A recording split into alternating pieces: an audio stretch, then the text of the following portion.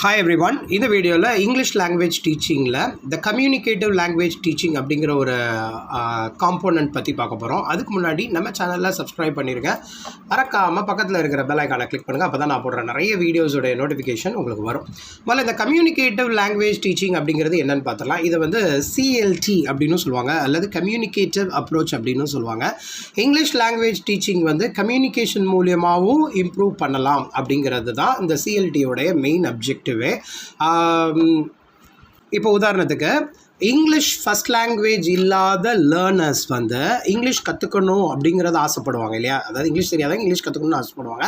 So அவங்களுக்கு ஒரு communication மூலியமோ அல்லது ஒரு இன்ட்ராக்ஷன் மூலியமாக லாங்குவேஜை ட்ரெயின் பண்ணிடலாம் அப்படிங்கிறதா இவங்களுடைய கான்செப்ட். ஸோ இந்த டெக்னிக் மூலியமாக லாங்குவேஜ் வந்து எஃபெக்டிவாகவும் ரொம்ப கான்ஃபிடென்ட்டாகவும், குறிப்பாக ரியல் லைஃப் சிச்சுவேஷன்ஸ் மூலியமாக, ஸ்டூடெண்ட் இன்ட்ராக்ஷன் மூலியமாக அல்லது ஸ்டூடெண்ட் டீச்சர் இன்ட்ராக்ஷன் மூலியமாக இந்த கம்யூனிகேட்டிவ் லாங்குவேஜ் டீச்சிங் வந்து ரொம்ப சப்போர்ட்டிவாக இருக்கும் அப்படின்னு சொல்கிறாங்க. ஸோ இது வந்து இப்போ ஒரு சின்ன எக்ஸாம்பிள் பாருங்கள். இப்போ நார்த்லேருந்து வர்ற ஹிந்தி பீப்புளெலாம் தமிழ்நாட்டில் வந்து சில சேல்ஸ் பண்ணுறாங்க. அப்போ அவங்களுக்கு வந்து தமிழ் எப்படி தெரிய வந்திருக்கும்? அவங்களுக்கு வந்து தமிழ் வந்து ஒரு லாங்குவேஜாக அவங்க படிச்சிருக்க மாட்டாங்க. பட் கம்யூனிகேட் பண்ணி அந்த லாங்குவேஜ் வந்து ஃப்ரேம் பண்ணிடுறாங்க இல்லையா? ஸோ அதுதான் அந்த communicative language teaching. So communicative language டீச்சிங்கோட அப்ஜெக்டிவ் நம்ம பேசியே, அதாவது இன்ட்ராக்ட் பண்ணியே நம்மளால் வந்து அந்த லாங்குவேஜை கொண்டு வர முடியும் அப்படின்னு சொல்லிட்டு ஒரு கான்செப்ட் கொண்டு வர்றாங்க. பட் இதில் வந்து நிறைய அப்ரோச்சஸ் இருக்குது. Like reading, writing, speaking. இப்போ ஒரு சிஎல்டியை பொறுத்தளவில், கம்யூனிகேட்டிவ் லாங்குவேஜ் டீச்சிங்கை பொறுத்தளவில் குரூப் ஆக்டிவிட்டி அல்லது பேர் ஆக்டிவிட்டி தான் முக்கியம். ஏன்னா அதில் தான் அந்த கொலாபரேஷன் ஒர்க் அவுட் ஆகும். அது அந்த கிளாஸ் ரூம் லாங்குவேஜ் லேர்னிங் ப்ராசஸில் அந்த குரூப் ஒர்க் அல்லது அந்த பேர் ஒர்க்கில் வந்து ஸ்டூடெண்ட்ஸ் என்னெல்லாம் பண்ணுவாங்க அப்படின்னா டிஸ்கஸ் பண்ணுவாங்க, ப்ராக்டிஸ் பண்ணுவாங்க. அப்புறம் தான் வந்து தனிமைப்படுத்தப்பட்ட அப்படிங்கிற மாதிரி ஃபீலிங் இல்லாமல், தனக்கு தெரியலனாலும் அந்த பேர்கிட்ட கேட்டு அவங்க கொஞ்சம் கொஞ்சமாக லேர்ன் பண்ணுவாங்க. குறிப்பாக அந்த நியூ லாங்குவேஜை லேர்ன் பண்ணுவாங்க. அந்த ப்ராசஸ் கொஞ்சம் கொஞ்சமாக அவங்களை என்ன பண்ண வைக்கும் அப்படின்னா கம்ஃபர்டபுளாக ஃபீல் பண்ண வைக்கும். அப்புறம் ஃப்ளூயண்ட்டாக பேச வைக்கும். அதில் மிஸ்டேக்ஸ் இருக்க தான் செய்யும், சரிதானா? மிஸ்டேக்ஸுங்கிறது லாங்குவேஜில் இருக்கலாம் அல்லது அந்த கிராமரில் இருக்கலாம். பட் இருந்தாலும் அதை வந்து கொஞ்சம் கம்ஃபர்டபுளாக அவங்கள ஃபீல் பண்ண வைக்குது இல்லையா? ஸோ இது வந்து அந்த சிஎல்டியுடைய முக்கியமான கான்செப்ட், அந்த கம்யூனிகேட்டிவ் அப்ரோச்சுடைய முக்கியமான ஃபீச்சராக நம்மளால் பார்க்க முடியுது. ஸோ நான் என்ன சொன்ன மாதிரி அந்த சிஎல்டியோடைய அப்ஜெக்டிவே கொலாபரேஷன் மூலியமாக நியூ லாங்குவேஜை ஃப்ளூயண்ட்டாக அவங்களால கற்றுக்க முடியுது அப்படின்னு சொல்கிறாங்க. ஸோ இந்த அப்ரோச்சை யூஸ் பண்ணுறதுக்கு நிறைய டெக்னாலஜிஸ் இப்போ வந்துருச்சு. நிறைய டெக்னாலஜிஸ் லைக் ஸோ அந்த டெக்னாலஜிக்கல் அட்வான்ஸ்மெண்ட் மூலியமாகவும் கம்யூனிகேட்டிவ் அப்ரோச்சை என்ஹான்ஸ் பண்ண முடியும் அப்படிங்கிறது டீச்சர்ஸுடைய அப்ரோச்.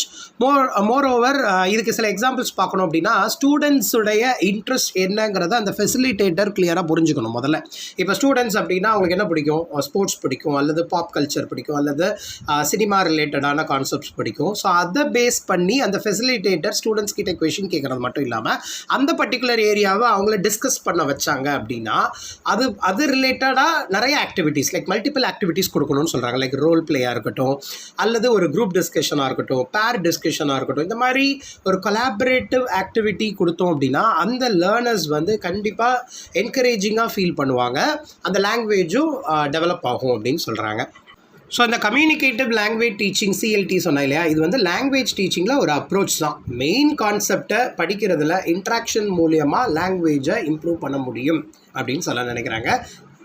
ஸோ இதில் மெயினாக ஒரு லாங்குவேஜ் வந்து ஃப்ளூயண்ட்டாக வர்றதுக்கு அந்த லேர்னர்ஸ் எந்த மாதிரியான டாபிக்ஸ் எடுத்தால் நல்லாயிருக்கும் அப்படின்னா அவங்களுடைய பர்சனல் எக்ஸ்பீரியன்ஸை அவங்களுடைய பார்ட்னர்ஸ் கூடயோ அல்லது அந்த ஃபெசிலிட்டேட்டர் கூடயோ ஷேர் பண்ண நினைக்கும் பொழுது அந்த பேசிக் பேட்டர்ன் லைக் யூஸ்வலாக ஒரு லாங்குவேஜ் கற்றுக்கும் போது என்ன பண்ணுவாங்க? முதல்ல கிராமர், அதுக்கப்புறம் அதை இம்ப்ளிமெண்ட் பண்ணணும், அதை எழுதணும் அப்படிங்கிற அந்த டைப்பே மாறும் அப்படின்னு சொல்கிறாங்க.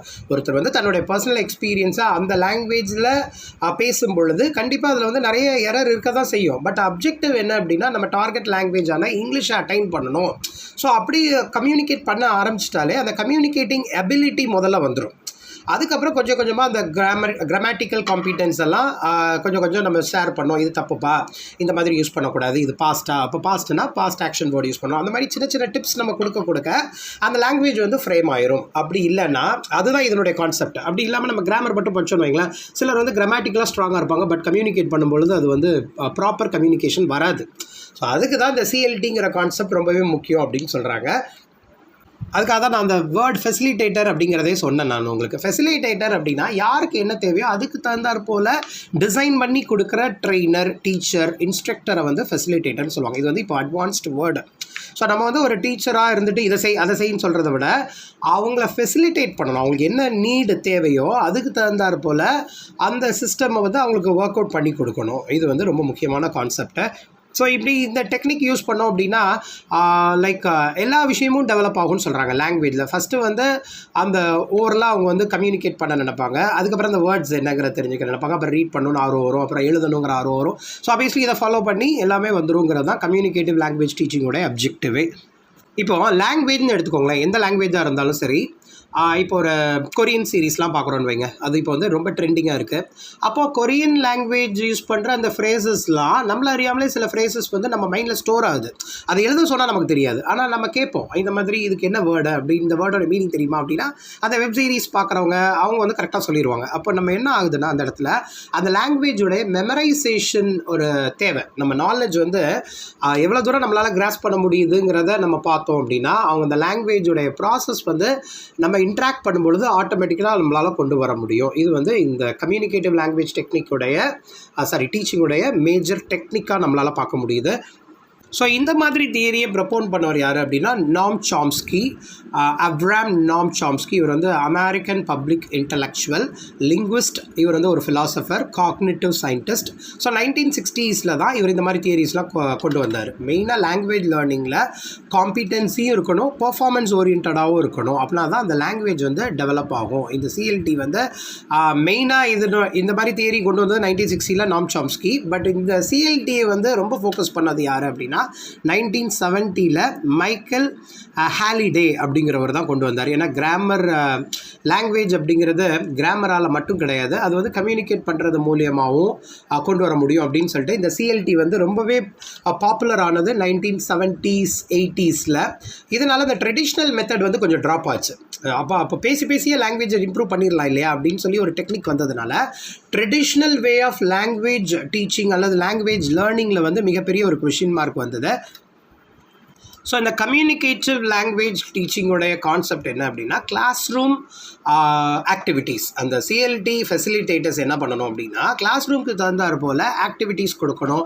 இப்போ நல்லா எஃபெக்டிவாக ஸ்டூடெண்ட்ஸ் இருக்காங்க அப்படின்னா அவங்களுடைய கம்யூனிகேட்டிவ் எபிலிட்டியை டெவலப் பண்ணுற மாதிரி அந்த டார்கெட் லாங்குவேஜ் டிஎல்னு சொல்லுவாங்க, அந்த டார்கெட் லாங்குவேஜுக்கு தகுந்தாற் போல் டார்கெட் லாங்குவேஜை அட்டைன் பண்ணுற அளவுக்கு அவங்களுக்கு ஆக்டிவிட்டீஸ் கொடுக்கணும். சரிதானா? இப்போது அதில் வந்து என்னென்னா கிராமர்லாம் ரொம்ப பார்க்கக்கூடாது. சரி, அப்போ ரீட் பண்ண வைக்கிறது, எழுத வைக்கிறது அந்த மாதிரிலாம் கூடாது. கான்வர்சேஷனில் தான் இருக்கணும். நிறைய விஷயங்கள் கான்வர்சேஷன் பேட்டர்னில் அவங்க கூட கான்வர்ஸ் பண்ணுற விதமாக தான், அதாவது ரெஸ்பான்ஸ் கொடுக்குற விதமாக அப்படி தான் இருக்கணும். தவிர அதை விட்டுட்டு எழுது படி அப்படிங்கிற மாதிரி வைக்கக்கூடாது. பேசு, நல்லா கம்யூனிகேட் பண்ணு அப்படின்னு சொல்கிறாங்க. ஸோ அதில் ஒரு 6 இம்பார்ட்டன்ட் ஆக்டிவிட்டீஸ் நம்ம இந்த வீடியோவில் பார்க்க போகிறோம். First one role playing. Role பிளேங்கிறது ஓரல் ஆக்டிவிட்டி, ஒரு பேராவோ அல்லது குரூப்பாவோ வைக்கலாம். மெயினாக அந்த ஃபெசிலிட்டேட்டர்ஸ் என்னென்னா ஒரு சீன் மாதிரி அவங்க கிட்ட கொடுத்துடணும். லைக் இது வந்து ஒரு தியேட்டர், இது வந்து ஒரு பார்க், இது ஒரு மால் அப்படிங்கிற மாதிரி ஒரு செட்டிங் கொடுத்துட்டு அதில் வந்து அந்த ஸ்டூடெண்ட்ஸ் பேசுகிற மாதிரி.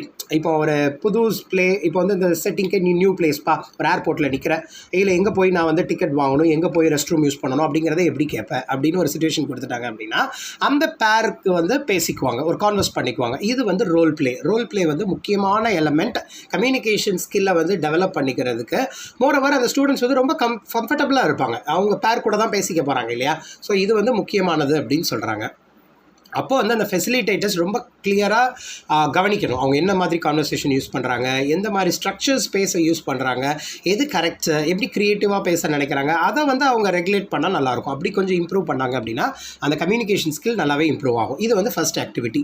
நம்பர் 2 வந்து இன்டர்வியூஸ் எல்லாம் நினைக்கிறாங்க. இன்டர்வியூ வந்து ஒரு ஸ்டூடெண்ட்டோடைய இன்டர்பர்சனல் ஸ்கில்லை வந்து டெவலப் பண்ணும். அண்ட் இதுவுமே ஓரல் ஆக்டிவிட்டி தான்.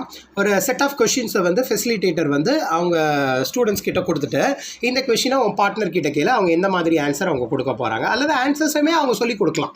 இந்த மாதிரி கொஷின் கேட்டால் இந்த மாதிரி ஆன்சர் பண்ணுங்கள். அதை வந்து ரொம்ப க்ளோஸாக மானிட்டர் பண்ணணும். ஸ்டூடெண்ட்ஸ் என்ன ரெஸ்பான்ஸ் கொடுக்குறாங்கங்கிறத ஃபெசிலிட்டேட்டர் க்ளோஸாக மானிட்டர் பண்ணணுங்கிறது முக்கியமான விஷயம். அதில் ஒரே ஒரு விஷயம் என்ன அப்படின்னா, அந்த கிராமர், வெக்காபுலரி இதெல்லாம் ரொம்ப நீங்கள் பார்க்கக்கூடாது கம்யூனிகேட்டிவ் அப்ரோச்சில் வந்து. அதுக்கப்புறம் நீங்கள் கொஞ்சம் கொஞ்சமாக அவங்கள இம்ப்ரூவ் பண்ணிக்கலாம். ப்ரைமரி கான்செப்ட் என்ன அப்படின்னா, அவனை பேசவை, அதுக்கப்புறம் அவன் தப்பு என்னங்கிறத சொல்லு. தப்பு இதெல்லாம் தப்பு அப்படின்னு சொல்லிகிட்டே இருந்தோம் அப்படின்னா அவன் பேசவே மாட்டான். இது வந்து நம்பர் 2. அதுக்கப்புறம் குரூப் ஒர்க் சொல்கிறாங்க. குரூப் ஒர்க்குங்கிறது கொலாபரேட்டிவ் ஆக்டிவிட்டி தான். அந்த ஒரு 6 பீப்புள் வச்சுக்கலாம், அதுக்கு மேலே குரூப் சேர்க்காதீங்க. ஒரு 5 to 6 பீப்புள் அவங்களுக்கு வந்து சில ரோல்ஸ் கொடுத்துருங்க. அதாவது அவங்கள வந்து ஒரு மெம்பர்ஸ் மாதிரி கொடுத்துருங்க, அவங்களுக்கு ஒரு ஆக்டிவிட்டி கொடுத்துருங்க, அல்லது ஏதாவது ஒரு டாஸ்க் அசைன் பண்ணிடுங்க. அவங்களுக்கு இந்த ஒர்க் முடிக்கணும், ஒரு பர்டிகுலர் டைம் கொடுத்துட்டு இந்த ஒர்க்கை நீ முடிச்சுட்டு வா அப்படிங்கிற மாதிரி அவங்களுக்கு நீங்கள் கொடுக்கலாம். குரூப் ஆக்டிவிட்டி கொடுக்கலாம், அல்லது அந்த ஒரு டாஸ்க் மாதிரி கொடுத்துட்டு அவங்க என்ன பண்ணாங்க அப்படிங்கிறதையும் அவங்கக்கிட்ட கேட்கலாம். இது அந்த மெம்பர்ஸ்குள்ளே அவங்க வந்து அந்த லாங்குவேஜில் என்ன டார்கெட் லாங்குவேஜோ அதில் அவங்க பேசணும். அது மூலிமா அவங்களோட ஸ்டூடெண்ட் லெவல், அவங்களோட லாங்குவேஜ் லெவல் இம்ப்ரூவ் ஆகும். குரூப் ஒர்க் வந்து குரூப் டிஸ்கஷனாக இருக்கலாம், அல்லது குரூப்பில் ஏதாவது ஒரு ஆக்டிவிட்டி மாதிரி கொடுத்துட்டு அந்த ஆக்டிவிட்டி எப்படி பண்ணீங்க அப்படிங்கிறதே அந்த ஃபெசிலிட்டேட்டர்ஸ் எல்லாமே அந்த ஃபெசிலிட்டேட்டர் கையில் இருக்குது. மெயினாக அந்த இன்ஸ்ட்ரக்டர்ஸ் வந்து க்ளோஸாக மானிட்டர் பண்ணி அவங்க எவ்வளோ தூரம் அந்த ஆக்டிவிட்டியை வந்து இன்வால்வ்மெண்ட்டோட பண்ணுறாங்கங்கிறது ரொம்ப முக்கியம். நெக்ஸ்ட்டு ஒரு ஆக்டிவிட்டி இருக்குது, இன்ஃபர்மேஷன் கேப் அப்படின்னு சொல்லிட்டு. இன்ஃபர்மேஷன் கேப் அப்படிங்கிறது ஒரு கொலாபரேட்டிவ் ஆக்டிவிட்டின்னு சொல்கிறாங்க. இது வந்து லாங்குவேஜ் டீச்சிங்கில் ஒரு முக்கியமான டெக்னிக். எப்படின்னா, ஒரு டாஸ்க் அவங்கக்கிட்ட கொடுத்துட்டு அதை கம்ப்ளீட் பண்ண வைக்கிறது, அல்லது ஒரு ப்ராப்ளம் மாதிரி கொடுத்துட்டு அதை சால்வ் பண்ண வைக்கிறது. அப்போ கண்டிப்பாக அந்த கிளாஸ்மேட்ஸ் கூட அவங்க கம்யூனிகேட் பண்ணி தான் ஆகணும். இன்ஃபர்மேஷன் கேப்புன்னு சொல்லிட்டாங்க இல்லையா, ஒரு பசில் மாதிரி சரிதானே. ஒரு எப்படின்னா பேர் பண்ணி விட்ருவாங்க ஒரு கிளாஸில், பார்ட்னர் ஏ பார்ட்னர் பி அல்லது டீம் ஏ டீம் பின்னு பிரித்து விட்டுட்டு ஒரு பாதி விஷயத்தை வந்து எம்டியாக விட்டுறது. அதை வந்து அவங்க தான் ஃபைண்ட் அவுட் பண்ணி கம்ப்ளீட் பண்ணணும். அது வந்து ஒரு க்ரியேட்டிவ் ஆக்டிவிட்டி மாதிரின்னு வச்சுக்கோங்களேன். ஒரு எம்டி பாக்ஸை அவங்க கையில் கொடுத்துட்டு அது எப்படிங்கிறத ஃபில் பண்ண வைக்கிறது, அல்லது ஒரு வேர்டு கொடுத்து அது மிஸ் ஆகணுன்னே இது என்னங்கிறத ஃபைண்ட் அவுட் பண்ணுறது, யார் கண்டுபிடிக்கிறா, எந்த டீம் கண்டுபிடிக்கிறாங்க. இன்ஃபர்மேஷன் கேப் அப்படின்னு சொல்லுவாங்க. இதுவுமே அவங்கள கம்யூனிகேட் பண்ண வைக்கும் டார்கெட் லாங்குவேஜில். அண்ட் இதுவும் ரியல் வேர்ல்ட் கான்வர்சேஷனை ஃபோக்கஸ் பண்ணி மாதிரி தான் இருக்கணும். சிம்பிள் எக்ஸ்சேஞ்ச் பண்ணுற மாதிரி, சிம்பிள் வேர்ட்ஸை எக்ஸ்சேஞ்ச் பண்ணுற மாதிரி இருந்தால் நல்லாயிருக்கும்னு சொல்கிறாங்க. மெயின் கான்செப்ட் ரொம்ப பெரிய வெக்காபுலரிலாம் தெரிஞ்சிருந்தால் தான் இந்த கேம் பண்ண முடியும்லாம் கிடையாது. சின்ன சின்ன கிராமர் ரூல்ஸ் இருந்தாலே போதும். சின்ன விஷயங்கள் அப்படி கிராமரில் தப்பு பண்ணாலும் ஃபெசிலிட்டேட்டர்ஸ் வந்து கைட் பண்ணணுமே தவிர இது தப்புன்னு சொல்லி ரொம்ப ஃபோக்கஸ் பண்ண தேவையில்லை. மெயின் அப்ஜெக்டிவ் என்ன அப்படின்னா, அவங்க வந்து கம்யூனிகேட் பண்ணால் போதும். எஃபெக்டிவாக, ஸ்ட்ராங்காக, போல்டாக, ஃபியர் இல்லாமல் கம்யூனிகேட் பண்ணால் போதும் அப்படின்னு சொல்லிட்டு இன்ஃபர்மேட்டிவ் கேப் அப்படின்னு சொல்லிட்டு ஒன்று சொல்கிறாங்க, அல்லது இன்ஃபர்மேஷன் கேப். நெக்ஸ்ட்டு வந்து ஒப்பீனியன் ஷேரிங். இது வந்து கான்டென்ட் பேஸ்ட் ஆக்டிவிட்டி. அதாவது கான்டென்ட் ரொம்பவே முக்கியம். இந்த குரூப் டிஸ்கஷன்லலாம் பேசுகிறாங்க இல்லையா, ஒரு டாபிக் கொடுத்துட்டு ஒரு டிபேட்டாவோ அந்த குரூப் டிஸ்கஷனாகவும் வச்சுக்கோங்களேன். இப்போ உதாரணத்துக்கு மொபைல் ஃபோன்ஸ் ஸ்கூல் கிளாஸஸ் அல்லது காலேஜில் தேவைதானா, கிளாஸ் ரூம்ஸில் யூஸ் பண்ணிக்கலாமா அப்படிங்கிறத பற்றி பேசுகிறோம் அப்படின்னா கண்டிப்பாக அவனோட ஒப்பீனியன் கொண்டு வருவான். ஸோ ஒப்பீனியன் ஷேரிங் அப்படிங்கிறது எஸ்ஸாகவும் எடுத்துக்கலாம், நோவாகவும் இருக்கலாம். ஆக மொத்தம் அது வந்து அவன் டார்கெட் லாங்குவேஜில் இருக்கணும் அப்படிங்கிறது. அல்லது டிபேட்டாக எடுத்துக்கோங்க, சின்ன சின்ன குரூப்பாக பிரிச்சுக்கணும். அது வந்து பேர் மாதிரி பண்ணிக்கலாம். ஒரு பர்னிங் இஷ்யூவாக இருக்கலாம், அல்லது ஒரு இன்ட்ரெஸ்டிங் காம்போனண்ட்டாக இருக்கலாம். ஃபெசிலிட்டேட்டர்ஸ் ரோல் தான்.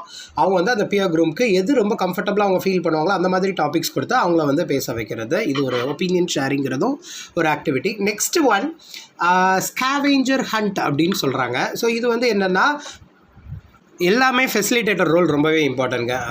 இதுவுமே ஆக்டிவிட்டி ஓரியன்ட் தான். இந்த கம்யூனிகேட்டிவ் லாங்குவேஜ் டீச்சிங்னாலே activity based rather than writing ரீடிங்னு நான் உங்களுக்கு சொல்லிட்டேன் ஃபஸ்ட்டேவும். ஸோ இதில் என்ன கான்செப்ட் அப்படின்னா, ஒரு சில கொஷின்ஸ் கொடுத்துட்டு அதை வந்து அவங்க டீம்மேட்ஸ்கிட்ட இருந்தே ஃபைண்ட் அவுட் பண்ண வைக்கிறது.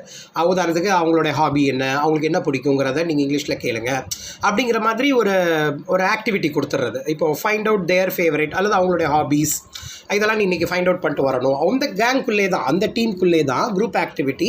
அது முடிஞ்சதுக்கப்புறம் அவங்கள சொல்ல வைப்பாங்க. இப்போ இவனுக்கு என்னெல்லாம் பிடிச்சது, நீ என்னென்னு ஃபைண்ட் அவுட் பண்ண சொல்லு பார்க்கலாம் அப்படின்னு கேட்கும்போது அவன் வந்து அதை இங்கிலீஷில் சொல்லுவான். மேபி அவங்களுடைய மெமரபிள் டேஸ் என்னங்கிறது ஒரு டாபிக் மாதிரி கொடுத்துட்டு அவங்களுடைய ஹாப்பியஸ்ட் மூமெண்ட் என்ன இதெல்லாம் சொல்லு பார்க்கலாம். அவனோட ஃபேவரட் ஹீரோ என்ன, ஹீரோயின் என்ன, இதை பற்றிலாம் நீ கொஞ்சம் ஃபைண்ட் அவுட் பண்ணி சொல்லு. ஸோ அப்போ என்ன பண்ணுவான் அப்படின்னா, அவனுக்கு கம்யூனிகேட், அவன்கிட்ட கொஷின் கேட்குறதும் இங்கிலீஷில் அவன் கேட்கணும். அதுமாதிரி அவன்கிட்ட இருந்து ஃபைண்ட் அவுட் பண்ணிட்டு வர்றான் இல்லையா ஆன்சரை, அதையுமே ஃபெசிலிட்டேட்டர் கிட்ட கன்வே பண்ணும்போது டார்கெட் லாங்குவேஜான இங்கிலீஷில் அவன் பேசணுங்கும் போது அந்த ரொம்ப கம்ஃபர்டபுளாக அவன் பேச நினைப்பான், அவன் கேட்ட விஷயத்த அந்த வந்து ஷேர் பண்ணுவான். ஸோ இது வந்து அப்படி டெவலப் ஆகிறதுக்கு நிறைய பாசிபிலிட்டி இருக்குது. அந்த நேரம் வந்து சில கிராமர் ரூலை வந்து ஃபெசிலிட்டேட்டர் சொல்லி கொடுக்கலாம். இப்போ பாஸ்ட் அப்படின்னா நீ இந்த மாதிரி கொஞ்சம் இன்கார்பரேட் பண்ணிக்கோ, இந்த மாதிரிலாம் ஆட் பண்ணனா நல்லாயிருக்கும். ஸோ இந்த மாதிரி activities orient classroom activities like role play, interview, group work, information gap, opinion sharing and இந்த ஸ்கேவெஞ்சர் ஹண்ட்.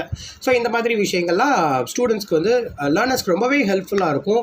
மோரோவர் அவங்க இன்ட்ராக்ட் பண்ணணுங்கிற ஆர்வத்தை வந்து ஏற்படுத்தும் அப்படின்னு சொல்கிறாங்க.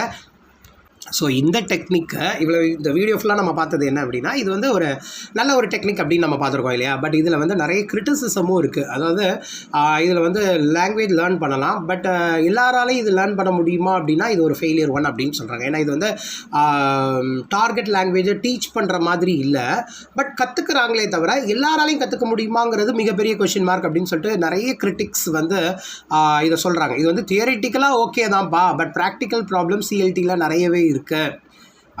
எவ்வளோ தூரம் இது வந்து மக்கள்கிட்ட ரீச் ஆகும்னு தெரில அப்படின்னு சொல்லிட்டு மைக்கேல் ஸ்வான், அப்புறம் வந்து